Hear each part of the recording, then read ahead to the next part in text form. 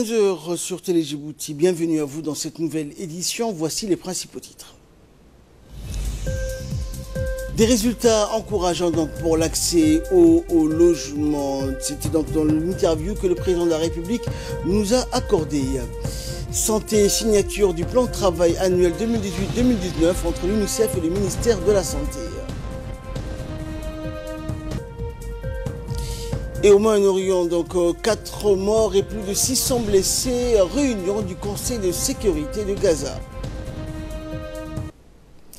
Merci à vous de nous rejoindre. Le président Ismaël Omar Guelleh a été interviewé donc sur les grands dossiers dans notre pays après la partie sur la Somalie et la rupture du contrat avec l'opérateur DP World ainsi que le volet investissement dans les infrastructures susceptibles de créer des emplois pour les jeunes que le pays forme, que nous avons diffusé donc dans nos précédentes éditions. Nous allons revenir aujourd'hui sur la situation du logement en République de Djibouti. Et poursuivant donc l'interview du président de la République en langue somalie, la création d'emplois et de logements ont été les deux thèmes principaux. Les résultats sont positifs dans l'accès au logement des Djiboutiens grâce à une politique d'investissement qui a permis de réaliser des milliers de logements depuis quelques années. Ce sont les réalisations de la fondation caritative créée donc l'année dernière. Nous sommes fiers que de nombreux efforts engagés dans les domaines de la création d'emplois et de logements aient débouché sur des résultats hautement performants, dixit le président Guelleh. Le président de la République s'est réjoui donc du fait que les nombreux investissements consentis en faveur de la création d'emplois et du logement chez nous aient rapidement débouché sur des résultats hautement positif. Le président Guelleh a fait état de ce sentiment à la faveur d'une interview qu'il a récemment accordée. Et pour ce qui est de la création de logements, nous sommes parvenus à construire sur le laps très restreint qui nous sépare de la dernière présidentielle plus de 1000 logements destinés aux couches sociales les plus modestes de notre pays, a-t-il déclaré. Ces habitations ont déjà été attribuées à titre gracieux à plusieurs centaines de familles les plus démunies qui ont depuis rompu avec le spectre de précarité en matière de logement, a-t-il annoncé. Ce premier lot de logements relève des réalisations propres à la fondation caritative et patriotique lancée l'année dernière sous nos cieux, a-t-il précisé, faisant ainsi allusion à la fondation Ismaël Omar Guelleh pour le logement. Quant aux compatriotes susceptibles de faire face aux locations donc vente en fonction de leurs bourses et revenus, ils sont conviés à accéder à la propriété foncière par le biais de multiples programmes de construction de logements diligentés par le ministère de l'Habitat, partenaire de sponsors financiers arabes et internationaux, a-t-il poursuivi. kun iyo dhowr boqol aqal inaan gaarsiino sanadkan dhammaadkiisa ayaan damacsannahay dabcan kuwii kale ee iyagu lacagta iska bixin karayana barnaamijyadoodu way u socdaan oo sanaadiiqda carabta iyo ayaa looga qaadaa lacagta oo badhna waa la dhisay badhna waa lagu jiraa insha allahu taala alxamdulillah. Sous la présidence donc de l'honorable Khaltoum Farah Saïd, la commission de la législation et de l'administration générale s'est réunie donc jeudi dernier pour l'examen du projet de loi portant création de l'Agence nationale des personnes handicapées. La séance s'est déroulée en présence de la secrétaire d'État aux affaires sociales Mouna Ousmane Aden. Au terme d'un débat constructif, le projet de loi a reçu l'avis favorable donc des commissaires pour sa transmission et adoption en séance publique.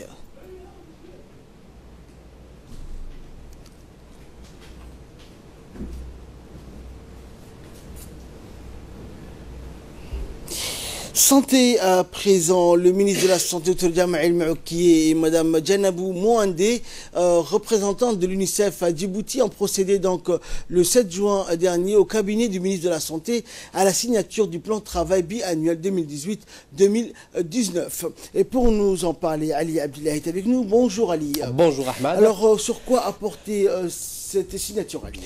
Eh bien, il y avait un plan de travail annuel qui s'inscrit dans le cadre du programme de coopération intitulé Survie et développement de l'enfant.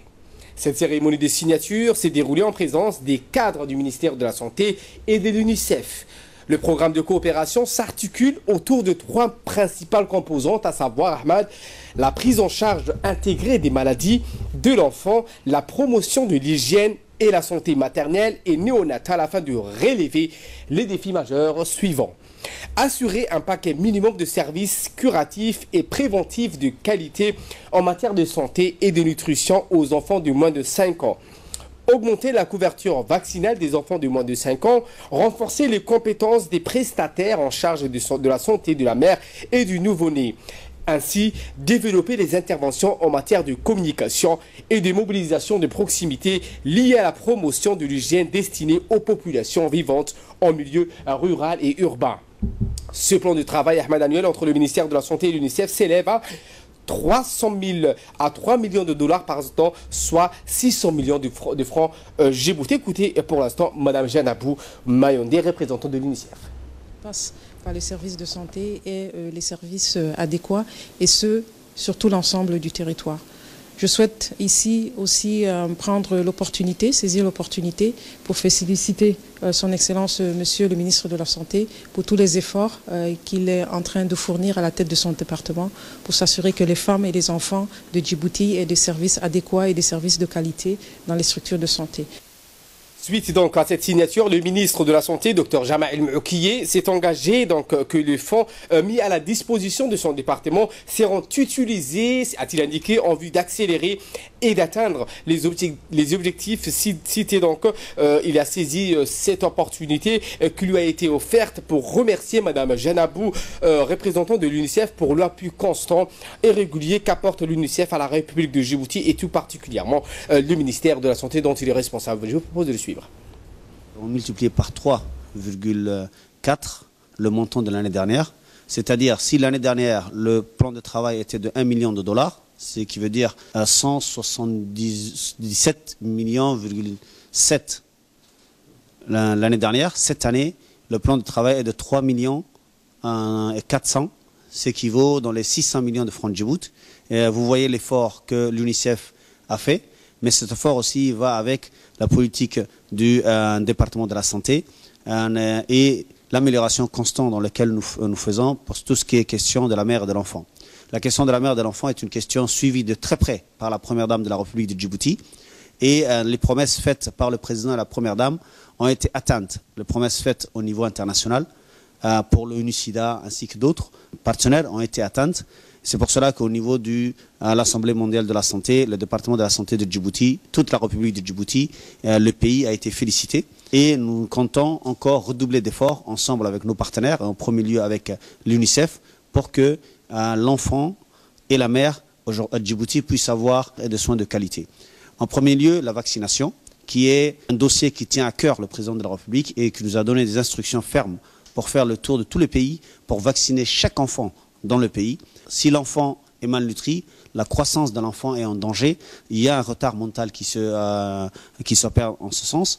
Dans ce cas-là, nous sommes en train de travailler d'arrache-pied avec l'UNICEF et avec les autres partenaires sur la question de la malnutrition, que ce soit la mère, que lorsqu'elle est enceinte, lorsque l'enfant va naître ou la croissance de l'enfant. Nous sommes en train de mettre un programme en place pour que chaque enfant et chaque mère puissent être épargnés par ce fléau, qu'on les informe mieux et qu'on leur fournit les médicaments ou les suppléments dans lesquels ils ont besoin pour ne pas tomber dans le fléau de la malnutrition. Sur ce que je vous remercie, et je remercie la représentante de l'UNICEF et son équipe. Voilà donc tout ce qu'on pouvait dire sur cette cérémonie des signatures du plan de travail biannuel 2018 et 2019 entre le ministère de la Santé et l'UNICEF. Merci Ali. Et en son 23e jour du mois béni du Ramadan, le ministre de la Santé, Dr Jama Elmi, a pris part avec le personnel de la Santé à un iftar collectif qui a été organisé dans l'enceinte du ministère de la Santé. En effet, depuis sa nomination à la tête de ce département, le ministre de la Santé a institué cette activité d'iftar collectif comme l'activité phare du mois béni du Ramadan en vue de promouvoir et de cultiver ce sentiment d'appartenance. À noter la présence du médiateur de la République, Dr Kassim Essar Osman, et du secrétaire général de la Santé, et qui ont participé donc aux côtés du ministre de la Santé à cette séance de rupture des jeunes. Médecins, cadres, techniciens de santé ou manœuvres, ils étaient plus de 400 personnels de santé, toutes catégories confondues et exerçant dans tous les recoins du pays à être conviés pour cette rupture des jeunes.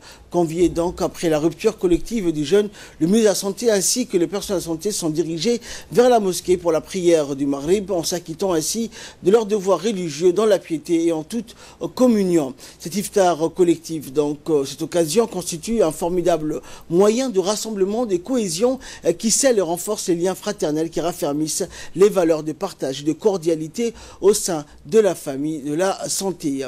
Et dans cette intervention, donc, le ministre de la Santé, Dr Djama Elmi, a tout d'abord félicité les organisateurs de cet événement, mais aussi tout le personnel qui se sent donc mobilisé afin de prendre part à cette rupture de jeûne. Agréable, le cadre était convivial, nous a été présenté. Alors, on prie Dieu que ça se renouvelle chaque année, Inch'Allah, et que cette ambiance perdure dans le système de santé. Je souhaite à tout le monde qui souffre dans des hôpitaux ou chez eux, d'accord, une bonne convalescence, je vais dire, et une guérison infinie. Que le bon Dieu leur accorde ça. Voilà. Merci beaucoup. Et le ministre de la Santé a rappelé donc dans son intervention que la promotion de la solidarité ainsi que l'ancrage de cette culture de partage et communion sont des valeurs dévolues à la vision politique du chef de l'État. On écoute le ministre. De manifestation renforce la solidarité, la fraternité dans le personnel de chaque département lorsqu'ils se réunissent et qu'ils partagent, que ce soit un after ou que ce soit un dîner ensemble. Comme vous le savez, le président de la République, son Excellence M. Ismaël Omar Guelleh, nous a orientés en tant que personnalité du pays ou membre du gouvernement de toujours chercher l'unité des personnels qui sont sous notre responsabilité. C'est-à-dire l'unité de tous les personnels et que tout le monde puisse comprendre, intérioriser que nous appartenons tous à la même famille et surtout ici la famille du ministère de la Santé. À part cela, je voudrais vous féliciter à mon nom personnel et au nom de tous les responsables et bien sûr en particulier le nom du président de la République pour l'effort fourni à tous les personnels du ministère de la Santé. Cet effort est non seulement reconnu par le président et tout le gouvernement du pays, mais aussi au niveau international par les grandes instances internationales qui opèrent sur la question de la santé, en l'occurrence l'OMS ainsi que les autres. Djibouti fait partie intégrante du comité exécutif de l'OMS, c'est-à-dire le comité qui prend toutes les décisions ou les orientations de l'organe international. Djibouti fait partie et le ministre a délégué cela, une partie de ce pouvoir à son secrétaire général, l'inspecteur général Salah Benoïta qui représente le ministère. Il y avait des promesses qui ont été faites par le président de la République et la première dame en 2012 et après en 2014 sur la question de la mère et l'enfant et sur celle de la transmission du VIH entre la mère et l'enfant. Alhamdulillah, en 2017, la transmission du VIH mère-enfant a été zéro, ce qui a permis les félicitations de 193 pays du monde pour Djibouti. Cela montre l'effort du gouvernement pour pouvoir satisfaire la demande et que la mère puisse être traitée comme elle se doit sur les instructions de la première dame. Mais aussi, nous devons faire des bénédictions à toute personne dans le territoire national djiboutien qui souffre ou qui a besoin d'avoir une bonne santé, que Dieu lui donne une bonne santé. Et le ministère de la Santé, Inch'Allah, avec l'aide de Dieu, l'aide du gouvernement, l'aide du président de la République, nous allons ménager aucun effort pour pouvoir soulager les douleurs de tout compatriote qui a besoin d'un soin, Inch'Allah. Je vous en félicite. Ramadan Karim. Et également dans l'actualité, dans la perspective de mettre en place une structure adaptée à la formation du personnel des administrations financières, les autorités du ministère du Budget ont décidé de mettre sur pied un centre d'application financière qui sera fonctionnel dès la prochaine rentrée scolaire. C'est dans ce cadre donc qu'un séminaire a été organisé du 3 au 7 juin dernier au Palais du Peuple à l'attention du premier groupe de futurs formateurs du centre. Et durant cet atelier qui vient de clôturer donc ses travaux jeudi dernier, des thématiques axés essentiellement sur l'ingénierie de formation ont été abordés avec des experts formateurs issus de l'ENA de la Côte d'Ivoire. Le second groupe des séminaristes entamera ses travaux à partir de dimanche prochain.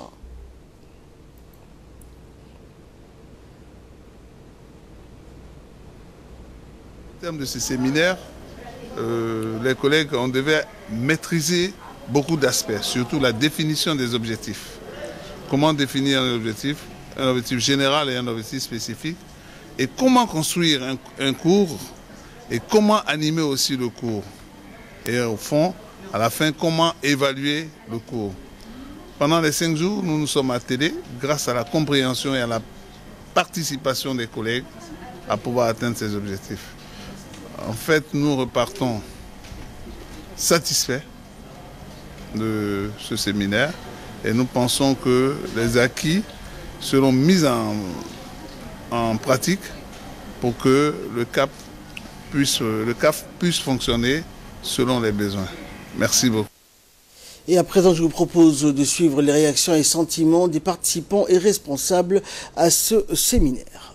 Le ministère du Budget a eu l'idée d'organiser un séminaire de formation l'ingénierie sur les finances publiques parce que nous avons constaté ces derniers temps qu'il y avait un besoin dans ce domaine et qu'il fallait mettre à niveau les jeunes cadres recrutés récemment au ministère pour effectivement atteindre un certain niveau d'efficacité de l'administration des finances publiques.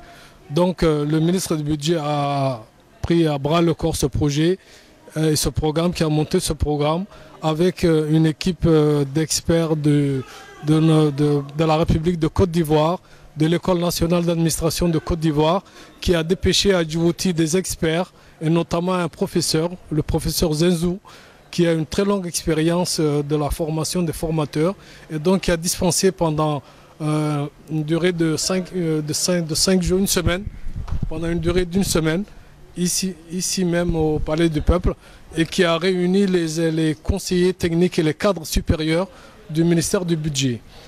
Et donc pendant une semaine, nous avons reçu des cours de la part de cette équipe de formateurs de Côte d'Ivoire qui nous a vraiment été très profitable.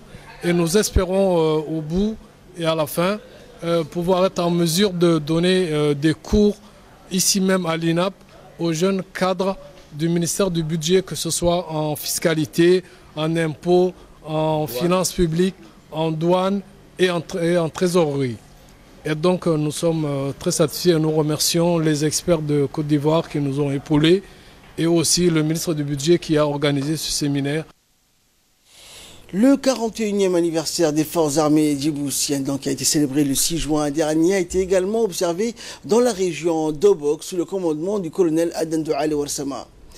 Ce dernier a procédé dès son arrivée à la traditionnelle revue des troupes des différents corps des FAD basés à Obok et bien sûr après le salut du drapeau national. Cette célébration a vu aussi la participation du préfet adjoint d'Obok, Ali Maki, des autorités régionales et acteurs actifs de la région. Après le passage et le salut militaire devant les soldats des divers corps, le colonel Aden Douale Warsama a lu d'un temps solennel le message du commandant de l'état-major général des armées, puis un défilé militaire sur un passage jalonné des couleurs nationales s'en est suivi.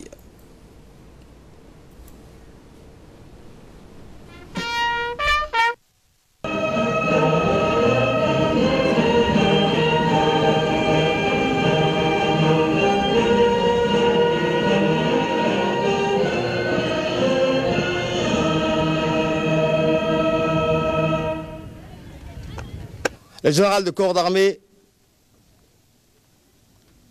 Zakaria Cher Ibrahim.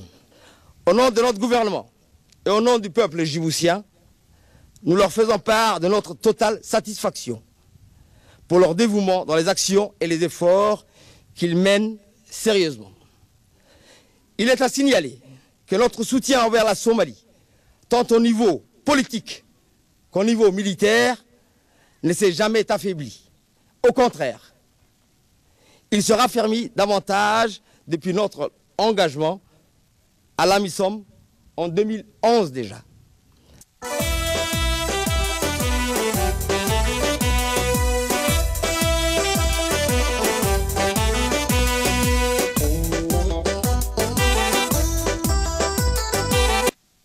Meilleur sous-officier de l'année, à Nusrat Bani Lega Alagira.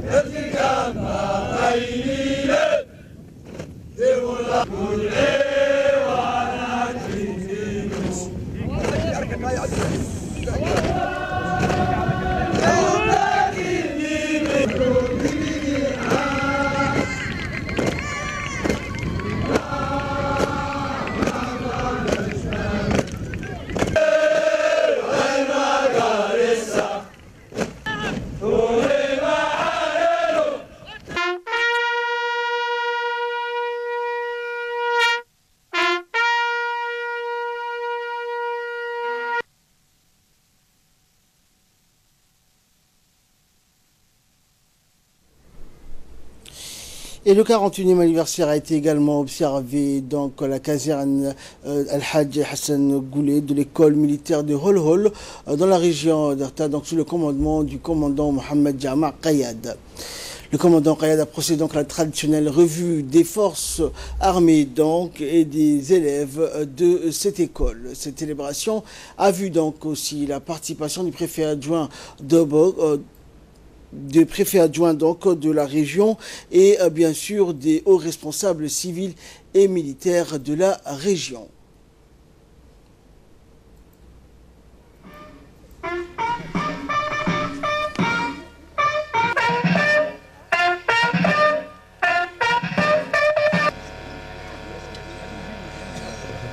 École militaire en commandement.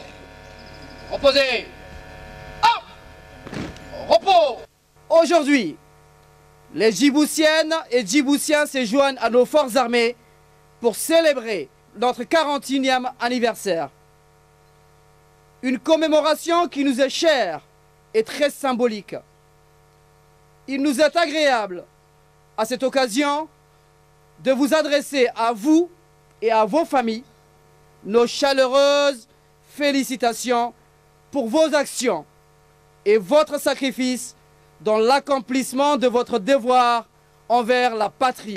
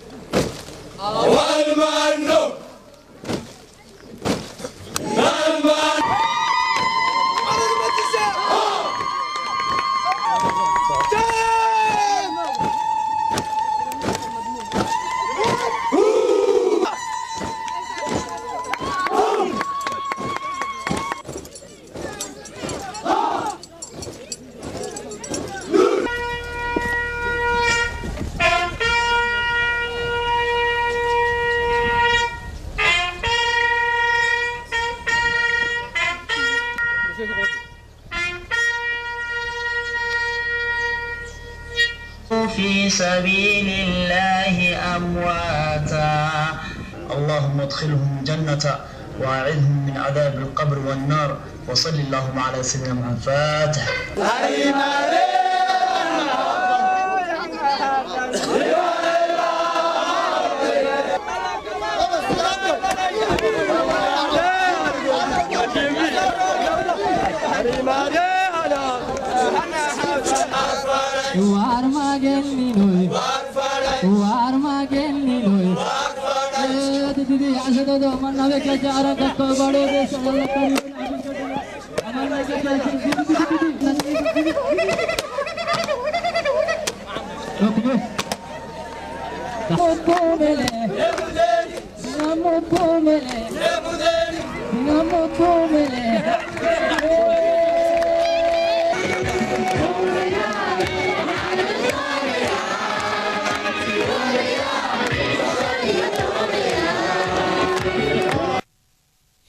Et toujours en nouvelle nationale, dans la matinée donc, de jeudi 7 juin dernier, le secrétariat d'État aux affaires sociales a procédé à la distribution donc, de denrées alimentaires pour plus de 200 familles vulnérables issues des quartiers populaires donc, de la capitale. La distribution de ces denrées donc, a été organisée en collaboration avec l'ONG Croissant Rouge Émirats Arabes Unis. Cet événement donc, a vu la participation des hauts cadres du secrétariat d'État aux affaires sociales et des chargés d'affaires de l'ambassade émirati en République de Djibouti. La mairie de Djibouti-Ville, en collaboration donc avec la commune de Djibouti, donc, a lancé la seconde édition du concours de mémorisation du Saint-Coran au sein de la bibliothèque municipale. Ce lancement donc a eu lieu en présence également de l'attaché religieux du Royaume d'Arabie Saoudite à Djibouti. La cérémonie de lancement de cette compétition a eu lieu donc en présence notamment de la maire de la ville de Djibouti, Fatouma Awali Ousmane, du chargé d'affaires de l'ambassade d'Arabie Saoudite à Djibouti et l'attaché religieux. La maire de la ville de Djibouti a prononcé donc un discours dans lequel elle a souhaité la bienvenue à tous les participants à la cérémonie de lancement donc de la 3e édition du concours de mémorisation du Saint-Coran. Elle a noté l'importance de prendre soin du karma dans la société djiboutienne. Elle a également remercié le chargé d'affaires de l'ambassade de l'Arabie Saoudite à Djibouti et l'attaché religieux de l'Arabie Saoudite pour cette initiative généreuse.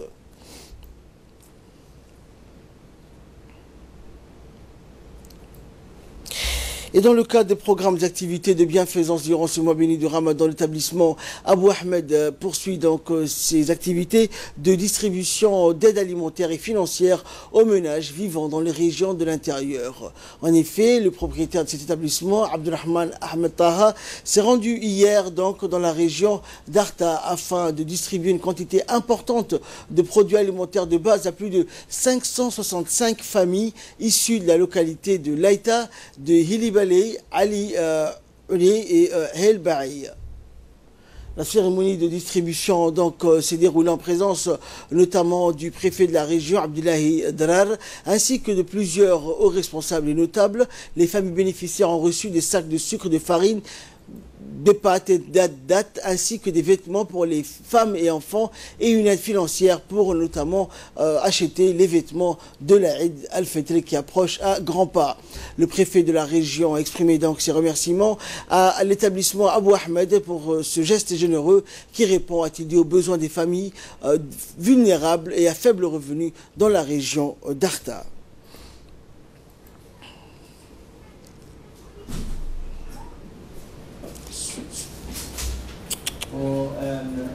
Passe-toi, sans mal il parle.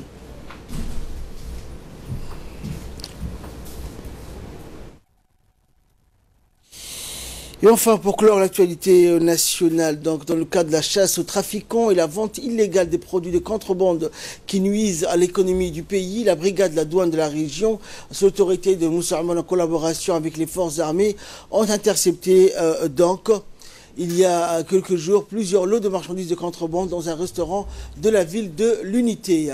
Les contrebandiers donc avaient l'intention d'écouler les marchandises de contrebande composées de jerrycans de produits pétroliers, des pièces détachées, des pneus et des pompes ainsi que des produits destinés donc à la contrebande. Ces produits ont été acheminés à bord de camions de transit et étaient cachés chez un receleur de la ville de l'Unité.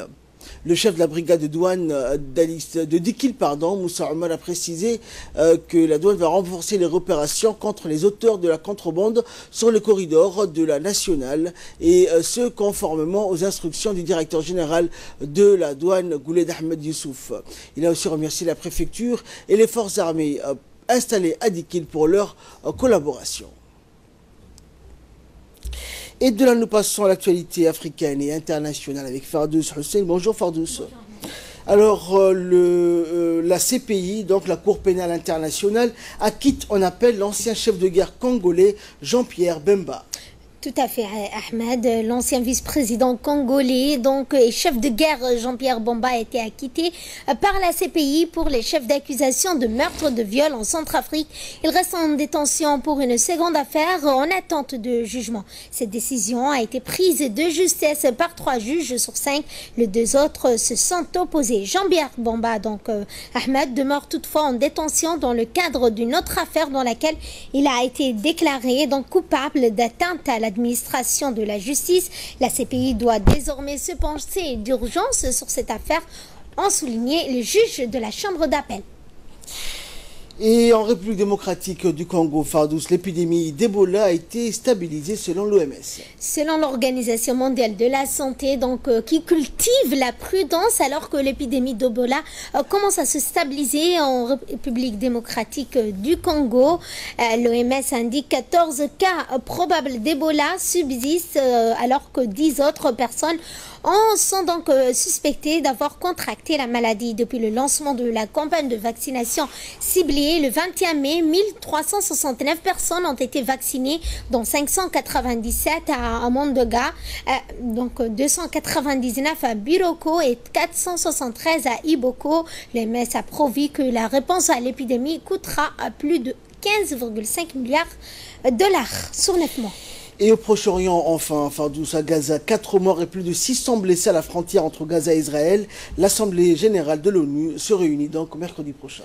Et oui, Ahmed, une nouvelle journée de manifestation de la frontière entre la bande de Gaza et Israël a été marquée par la mort de 4 Palestiniens et plus de 600 blessés. Une réunion d'urgence au Conseil de sécurité est prévue mercredi depuis le début des manifestations pour le droit au retour le 30 mars. Au moins 124 Palestiniens ont été tués à la frontière entre l'enclave côtière palestinienne et Israël. Selon des sources hospitalières, la manifestation de vendredi coïncidait avec la journée de Jérusalem de l'organisation organisée chaque année en Iran. L'Assemblée au cours de cette mission qui se tiendra mercredi, un vote devrait être demandé sur une résolution réclamant la protection des Palestiniens à Gaza sur le modèle de celle qui avait vu il y a une semaine les États-Unis utiliser leur droit de veto au Conseil de sécurité. Merci Fardous, c'est la fin de ce journal. Merci à vous de nous avoir suivis.